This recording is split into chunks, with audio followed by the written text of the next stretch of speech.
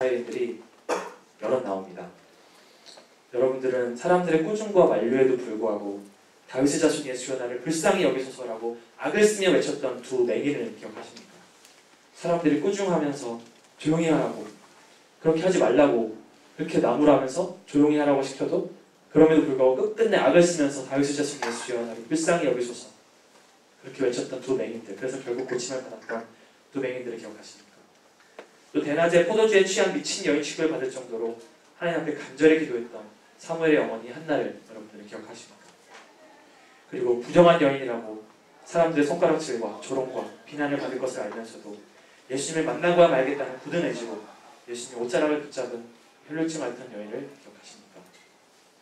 그리고 예수님의 거절에도 불구하고 자신을 개로 낮추면서 상에서 떨어지는 부스락이라도 달라고 간청했던, 그럼으로써 결국 하나님의 은혜를 받아내고 말았던 이방 여인을 여러분은 기억하실 겁니다.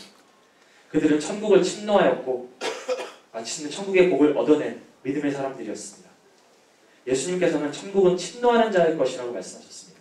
침노한다는 뜻은 침략한다, 쳐들어간다라는 뜻인데요. 여러분, 하나님께 그 천국을 침노하십시오. 그 천국을 쳐들어가십시오. 하나님의 보좌 앞으로 달리십시오. 그래서 하나님의 보좌 앞에 딱 하나님을 만나서 하나님을 쫓아내려고 덤벼드는 것이 아니라 그분의 은혜의 보좌 앞에 납작 엎드리십시오. 언제까지? 그분이 복을 내려주실 때까지. 그분이 우리를 만나주실 때까지. 그것이 곧 하나님과의 씨름입니다. 이 씨름은 하나님께서 져주시는 싸움입니다. 우리 잠언 8장 17절과 히브리서 11장 6절을 함께 읽었으면 좋겠습니다. 함께 읽겠습니다. 나를 사랑하는 자들이 나를 사랑하리며 나를 간절히 찾는 자가 나를 만날 것입니다. 믿음이 없이는 하나님을 기쁘시게 하시는 하나님의 나라는 자는 반드시 되신 것과 또한 나를 찾는 자들에게 해주신 이심을 알아주신다. 우리 하나님을 찾으면 하나님 반드시 만나주십니다. 그 믿음이 우리로 하여금 하나님께 포기하지 않고 매달리게 하는 그런 힘이 되는 것 같습니다. 그런데 우리가 이제 복을 받기 위해서 하나님께 나아가는데 이 복은 절대 어떤 세상의 재물이나 명예나 성공이 아니라는 사실을 기억했으면 좋겠습니다. 야곱이 하나님을 만나잖아요. 하나님을 만나고 실현한 다음에 결국엔 복을 얻어내고야 말잖아요. 근데 야곱이 나중에 이제 자신이 그 고향 땅으로 돌아가서 정착을 한 다음에 그 땅 이름을 뭐라고 부르냐면 나의 생명을 구원하신 하나님, 나를 지켜주신 하나님 이렇게 부르는 게 아니라요. 나의 하나님, 이스라엘의 하나님이라고 그 지명을 그렇게 불러요. 그래서 자신이 정착하는 그 땅을 이스라엘의 하나님, 하나님은 이스라엘의 하나님이다 이렇게 명명을 하는데요. 이스라엘이 누구죠? 자기죠. 본인이에요. 그러니까 야곱이 고백하는 그 지명을 통해서 고백하는 야곱의 신앙은 하나님이 내 생명을 지켜주셨던 그런 표면적으로 보이는 그런 복이 아니라 하나님이 나의 하나님이 되어주셨구나. 하나님이 나를 만나주셨구나.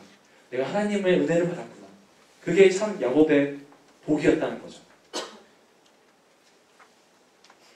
우리가 이렇게 하나님의 얼굴을 구할 때, 방금 찬양했던 것처럼 하나님의 얼굴을 구할 때 우리가 어떤 은혜가 주어집니다. 살펴봤으면 좋겠습니다. 이스라엘이라는 이름을 받았던 야곱과 또 참 이스라엘이라는 평가를 받았던 나다나엘에게는 묘한 공통점이 있습니다. 말씀을 한번 찾아보겠습니다. 창세기 28장 10절에서 11절 띄워주실래요? 네, 함께 읽겠습니다. 야곱이 베르세바에서 떠나 하나님으로 향하여 가더니 한 곳에 이르러는 해가 지니라. 거기서 유숙하려고 그곳에 한 돌을 가져다가 내리로 잡고 거기 누워 자더니 꿈에 본즉 사람다리가 땅 위에 서 있는데 그 꼭대기가 하늘에 닿고 또 본즉 하나님의 사자들이 그 위에서 내려가고. 요한복음 1장 48절 51절 한번 띄워주세요. 읽겠습니다. 나다나엘이 이르되 어떻게 나를 아시나이까? 예수께서 대답하여 이르시되 믿음이 너를 부르기 전에 내가 무화과 나무 아래에 있을 때 보았노라. 또 이르시되 진실로 너에게 이르노니 하늘이 열리고 하나님의 사자들이 인자 위에 오르락내리락 하는 것을 보리라 하시니라. 네, 여기서 몇 가지 공통점을 찾을 수 있을 것 같아요. 먼저 첫째로 하나님을 찾았던 이 참 이스라엘이었던 나다나엘과 야곱에게는 하나님이 그들을 미리 아셨고 하나님이 그들에게 관심을 가지고 바라보셨으며 그들에게 먼저 찾아오셨다는 공통점이 있습니다. 하나님께서는 자기 백성을 아십니다. 그래서 무화과 나무 아래에 있던 자신을 보았다는 예수님의 말씀이 나다나엘에게 놀라운 의미로 다가왔던 것은 아마 그때 그 시간이 그 무화과나무 아래 있었던 시간이 그냥 평범한 여느 때와 다름없는 그래서 나중에는 기억도 나지 않을 법한 그런 순간이 아니라 그게 매우 특별한 의미를 지닌 어떤 한 순간이었기 때문일 것입니다. 어쩌면 돌베개를 베고 자던 야곱처럼 형 에서로부터 도망치면서 미래에 대한 불확실성 때문에 불안해하고 고통받으며 돌베개를 홀로 외롭게 베고 자던 야곱처럼 그에게도 그 순간이 무화과나무 아래 있었던 그 순간이 어쩌면 고독하고 외로운 시간이었을지도 모르겠습니다. 그런 그에게, 그런 나다나엘에게, 그리고 그런 야곱에게 하나님께서 먼저 찾아와 주셨어요. 그리고 한번 생각해 보았으면 좋겠습니다. 씨름은 혼자 할 수가 있나요? 씨름은 절대 혼자 할 수가 없죠. 씨름을 혼자 하면 그 사람은 좀 이상한 사람이겠죠. 씨름을 하려면 상대가 필요한데 야곱이 하나님과 씨름을 할 수 있었던 그 이유는 약복강에 홀로 앉아있던 야곱에게 하나님이 찾아와 주셨기 때문이었어요. 하나님이 먼저 찾아와 주셨기 때문에 야곱이 믿음을 가지고 하나님과 씨름하여서 그 복을 받을 수 있었던 겁니다. 하나님이 그의 상대가 되어주셨기 때문입니다. 이처럼 하나님의 백성에게는, 참 이스라엘들에게는 하나님의 사랑과 관심, 그리고 다가오심의 은총이 있습니다. 내가 혼자라고 느끼는 그 순간에도 하나님의 눈은 자기 백성을 향해 있습니다. 또 다른 공통점은, 야곱과 나다나엘에게 또 다른 공통점은 그들에게 하나님의 임재가 있었다는 뜻입니다. 야곱이 보았고 또 나다나엘도 보게 될 것이라고 예수께서 말씀하신 그 환상은, 그 사다다리로 하나님의 사자가 오르락 내리락 하는 그 환상은 바로 하나님의 임재와 하나님의 함께 하심을 의미합니다. 그래서 그 환상을 보았던 야곱은 하나님이 그곳에 계신다라고 선포하면서 그곳을 베델이라고 부릅니다. 베델은 바로 하나님의 집, 하나님의 처소, 하나님의 임재가 있는 곳이라는 뜻입니다. 이처럼 하나님의 백성, 마음에 간사함이 없고 하나님의 은혜를 간절히 사모하여서 마침내 얻어내고 마는 우리 이스라엘 백성들에게는 하나님의 사랑과 은혜와 함께하심, 하나님의 임재라는 은혜가 있습니다. 창세기 42장 31절 한번 읽겠습니다. 네, 함께 읽겠습니다. 그가 브니엘을 지날 때 해가 돋았고 그의 허벅다리로 말미암아 절었더라. 한번 마음속으로 그려보았으면 좋겠습니다. 모든 식설과 가축들을 앞서 보내고 어둡고 쓸쓸한 그 양복강에서 홀로 고통스러워하고 홀로 불안해하고 두려워하던 야곱, 그리고 하나님의 그 장면과 하나님을 만나고 하나님과 결국 씨름하여서 그 복을 얻어내고야만 그에게 비치는 그 찬란한 태양빛. 참 시적인 어떻게 보면 되게 드라마틱한 그런 대조의 모습인 것 같습니다. 우리의 삶도 그렇다고 생각합니다. 인생의 가장 어두운 때, 아니면 하나님께서 나를 찾으라고 말씀하시는 바로 지금 이 순간 우리는 하나님을 만나야 합니다. 그럴 때 우리의 삶에 하나님의 찬란한 빛이 임하게 될 것입니다. 오늘 이제 말씀을 마무리하려고 합니다. 저는 오늘 참 이스라엘 백성이 어떤 사람인가, 우리 하나님의 백성들의 정체성은 무엇인가, 그것을 이스라엘이라는 이름을 가지고 한번 살펴보았습니다. 하나님의 백성들은 그 마음에 간사한 것이 없고 진리를 사랑하고 불의를 떠나는 자들, 그리고 자신의 삶의 어려움 속에서 자신의 그 영혼의 갈급함 속에서 하나님을 간절히 구하고 하나님을 찾고 언제까지? 하나님이 만나 주실 때까지, 하나님의 복을 내려 주실 때까지 그렇게 하나님을 간절히 구하고 결국에는 하나님의 은혜를 얻어내고야만 하는, 하나님이 져주시는 그 씨름을 믿음으로 하는 그 사람들이 바로 하나님의 백성이고 이스라엘인들이고 바로 우리들이라는 사실을 여러분들 믿으시길 바랍니다. 저는 이제 이걸 마지막으로 오륜교회를 떠나고 일공동체를 떠나서 새로운 곳으로 가게 됩니다. 솔직히 제 마음에는 좋은 곳으로 가게 됐다는 기쁨보다 이별의 슬픔이 더 큰 것 같습니다. 그러나 저는 오늘 말씀을 또 스스로에게도 적용하고 싶습니다. 저는 스스로 다짐합니다.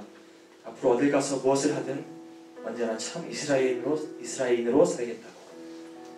마음에 간사한 것이 없는 진리를 사랑하는 이스라엘, 그리고 어떤 어려움 속에서도 하나님을 간절히 구하고 그리고 그분의 은혜를 받아내고야 하는 믿음의 사람으로 살겠다고 저는 결단합니다. 여러분들도 동일한 결단을 내리시길 예수님의 이름으로 축원합니다. 마지막으로 제가 이제 말씀은 드리지 않았는데 한번 읽어드리고 싶은 말씀이 있어요. 디모데후서 2장 19절에 이런 말씀이 있습니다. 그러나 하나님의 견고한 터는 섰으니 인침이 있어 일렀으되 주께서 자기 백성을 아신다 하며 또 주의 이름을 부르는 자마다 불의에서 떠날지어다 하였느니라. 하나님의 견고한 터가 서 있습니다. 그 견고한 터에는 인침이 있는데요. 그 인침에는 뭐라고 써져 있냐면 하나님이 자기 백성을 아신다는 것, 그리고 하나님의 이름을 부르는 자들마다 불의에서 떠날 것이라는 것. 어떻게 보면 그게 참 이스라엘 백성들이라는 생각이 들지 않으십니까? 불의를 떠나고 거짓을 미워하고 진리를 사랑하는 그 모습들, 그리고 나를 아시는, 자기 백성을 아시는 그 하나님을 내가 믿음으로 신뢰하며 내 소망이 오직 주님께만 있다고 고백하며 하나님의 은혜를 간절히 구하고 만나는 하나님의 백성들, 그게 바로 하나님의 견고한 터에 있는 인침이라는 생각이 들었습니다. 저를 따라서 한번 고백해 주셨으면 좋겠습니다. 주님, 저는 당신을 간절히 찾고 구하고 마침내 만나고야 말겠습니다. 나를 만나주시기 전에는, 내게 복을 내려주시기 전에는 내가 주님을 절대 놓지 않겠습니다. 주님, 저의 이름은 이스라엘입니다. 저의 이름은 이스라엘입니다. 감사합니다. 사랑합니다. 우리 함께 찬양했으면 좋겠습니다. 오늘 받으신 말씀, 그 동일한 말씀을, 그 마음을 가지고 정말 낮은 나를 찾아오시는 그 하나님, 내 인생의 가장 고통스럽고 외로운 그 순간에 지금 바로 이 순간 나를 만나주시길 원하시는 그 하나님, 내가 당신을 구하고 당신을 만나길 원합니다. 우리 그런 간절하고 정말 주님이 나를 만나주실 것이라는 그 믿음을 가진 그 마음으로 우리 함께 고백했으면 좋겠습니다. 낮은 자의 하나님, 낮은 자의 하나님, 낮은 내 맘 보시고